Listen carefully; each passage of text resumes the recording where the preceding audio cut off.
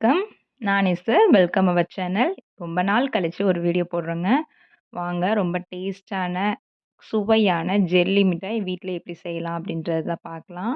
எங்க channel first time பார்த்தீங்கன்னா, like பண்ணுங்க, ஷேர் பண்ணுங்க, சப்ஸ்கிரைப் பண்ணுங்க. மறக்காம அந்த பெல் பட்டனையும் கிளிக் பண்ணுங்க. அப்பதான் நான் போடுற எல்லா வீடியோவும் உங்களுக்கு உடனுக்குடன் வரும். எங்கள கொஞ்சம் சப்போர்ட் பண்ணுங்க. இந்த ஜெல்லி பார்த்தீங்கன்னா, இந்த குழந்தைங்க கடையிலலாம் வந்து ₹10க்கு வாங்கி சாப்பிடுறாங்க. இது நம்ம முக்காவாசி பார்த்தீங்கன்னா, குழந்தைங்களுக்கு வந்து கடையில வாங்கி குடுக்குறத காட்டிலும், அத எப்படி நம்ம வீட்லயே ப்ரிப்பேர் பண்ணலாம் அப்படின்னு செஞ்சு குடுத்தோம்னா, இன்னும் இம்ப்ரெஸ் ஆகுவாங்க. இது பார்த்தீங்கன்னா, அகர் அகர் அப்படின்ட்டு இந்த ட்ரை ஃப்ரூட்ஸ் கடையிலலாம் கிடைக்கும்.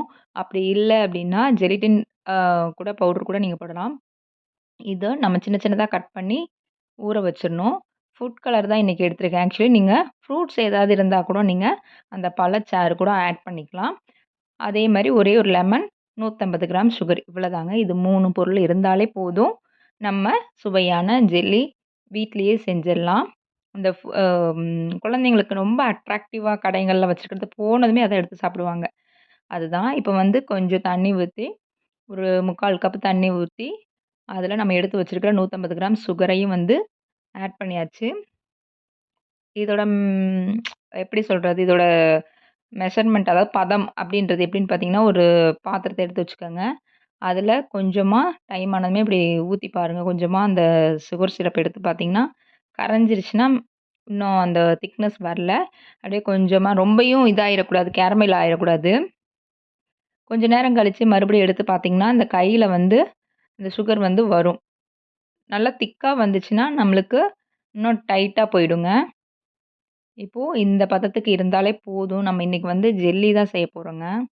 இப்ப அவ்வளதான். நம்ம ஊற வச்சிருக்கிற இந்த அகர் அகர் பார்த்தீங்களா? அத நானு கொஞ்சம் பேஸ்ட் மாரி அரைச்சு தான் ஊற வச்சிருக்குது கட் பண்ணி.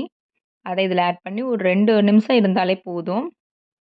மிக்ஸ் ஆயிடும். இதில ஒரே ஒரு ஒரு 5 ட்ராப்ஸ் வந்து லெமன் ஊத்தணும். அத சொல்ல மறந்துட்டேன். அவ்வளோதாங்க.